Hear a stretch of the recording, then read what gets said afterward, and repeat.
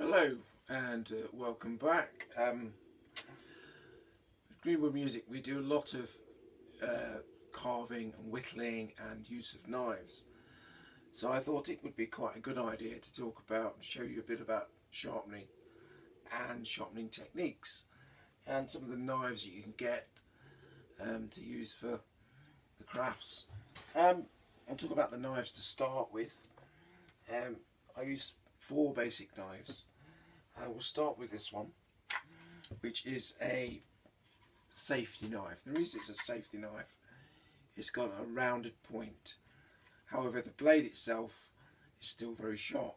So if you're just starting out, this, I can't remember what the make is, but it's quite easily available and it's very cheap. They're only about £4 or something. So a great starter knife, especially if you're a little bit nervous, because it's got that blunted end. The next one is, well, it's a similar, there's 2 here actually. We'll use this one. This is I would say a standard bushcraft whittling all-purpose knife. This particular makes a Baco. There are other makes on the market, but it's a nice knife, nice grip, great to use. All the knives I'm using have got what's called a Scandi grind, which this edge there is one single bevel. It's just a preferred thing I like. You don't have to do that.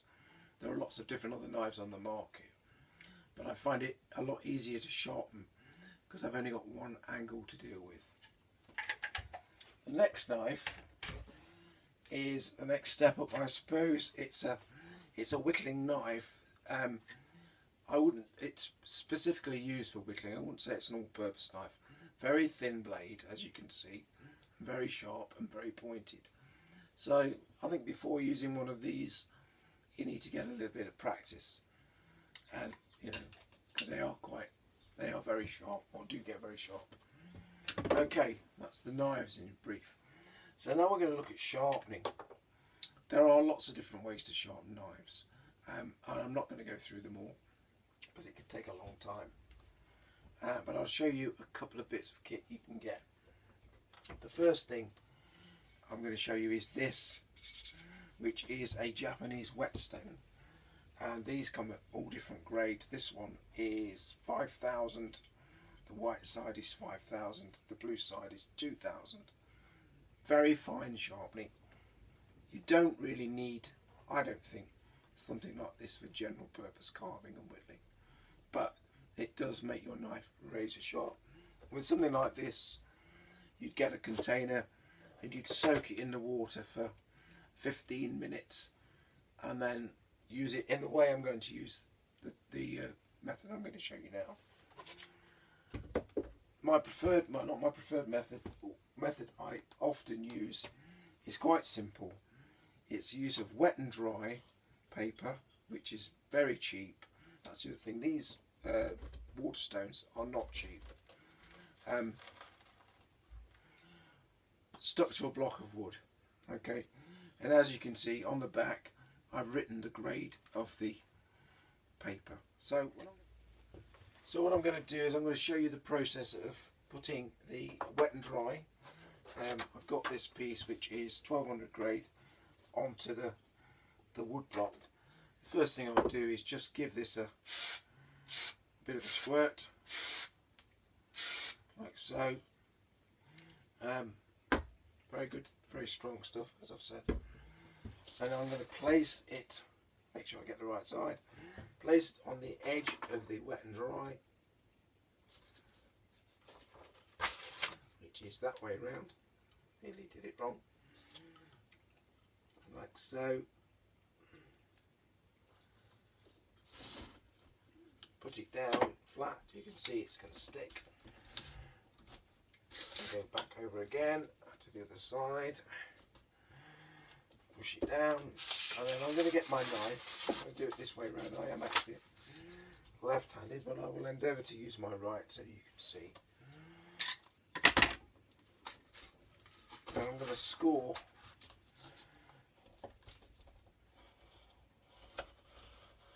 down there. Oops.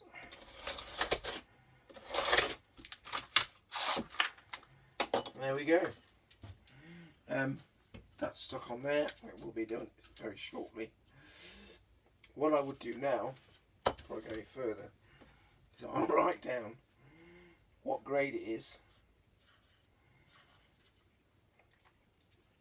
on the back of the block.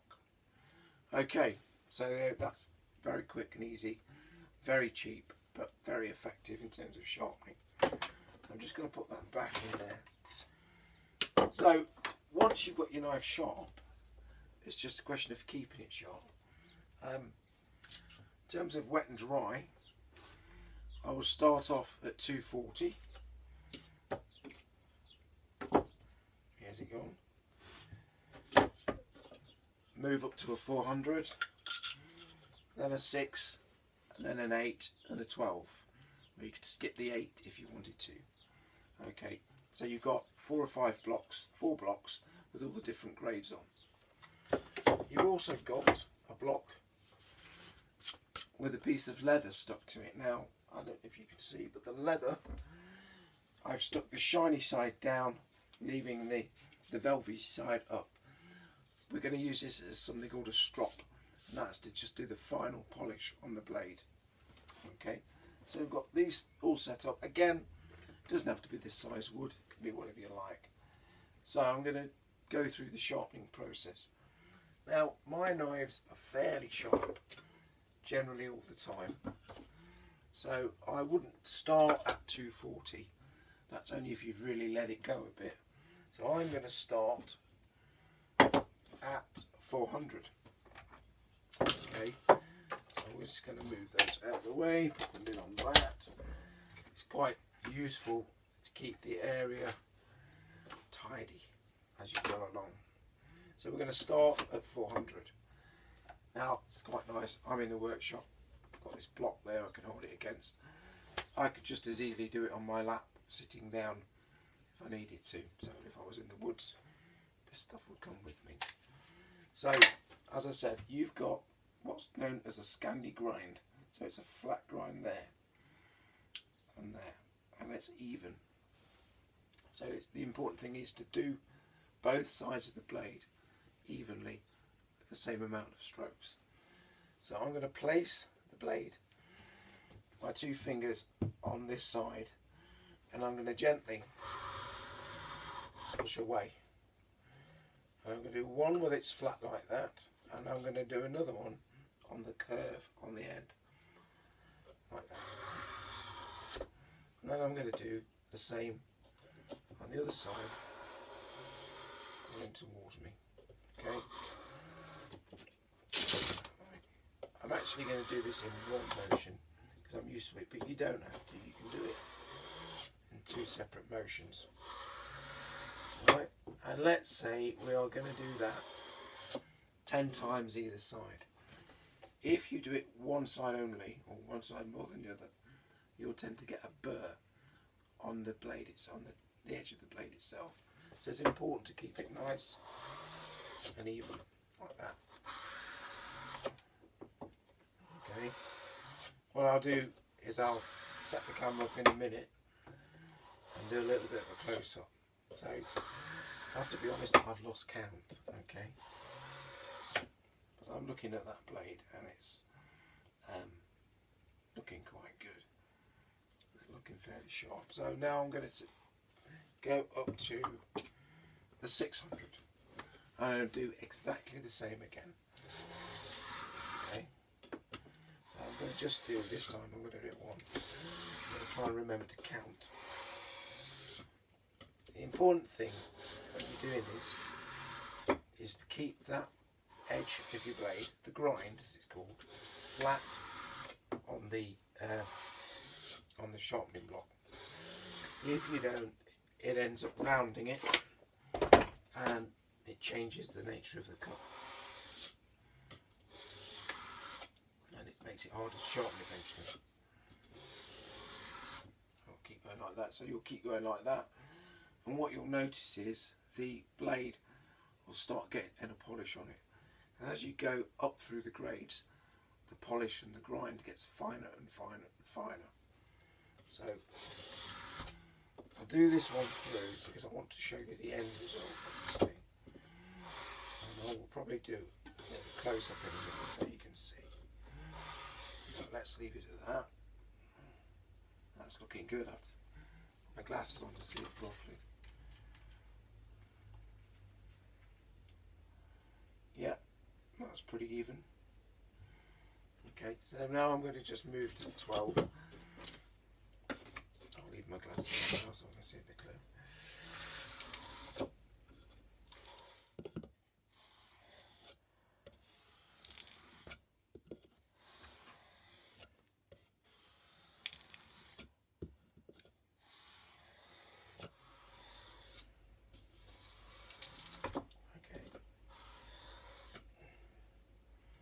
That's not looking bad. A little test, I don't suggest you do this, is just to see how sharp it is. Let me show you a few here. So it's actually not as sharp as I'd like it to be, because if it was sharp those hairs would just disappear. So we'll probably keep going a bit. Remind that you are using a sharp implement. Okay, that's not looking bad. So the next stage is to use our strop. Okay. So you're going to do exactly the same thing on the leather. Now, there's loads of different ways you can do this, or loads of different techniques. I'm going to put a bit of metal paste on it, which somewhere. So this stuff Ultrasol. This is not trying to advertise for anybody, and that will polish the blade. So a little bit on there. You don't necessarily need to put this on every single time. I mean, I sharpen, 10 knives at once, in a line, and I might put a bit more on every 3 knives or something. But it's just, so spread that around a bit, like so. And then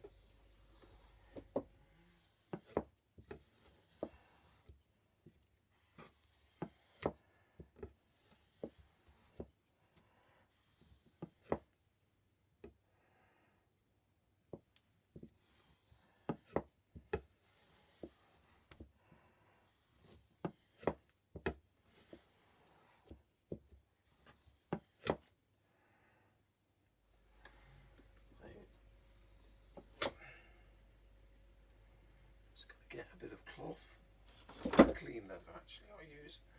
Now do be very careful when you're doing any knife cleaning. I don't know if you can see the light reflecting off that, but that is looking pretty sharp. I'm going to test it. There you see it's removing quite a few of my hairs. They do grow back, so that's okay. That's almost ready to go. I'll probably do a little bit more.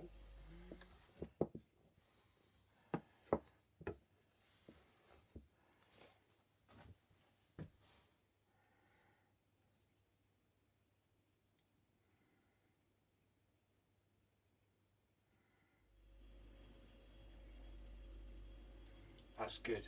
Now, why do we need it so sharp? Well, sounds a daft question, I know, but if the knife's blunt, you end up using more pressure to make the cut, and therefore you're more likely to slip, and you've got less control of the blade. Okay, thank you very much.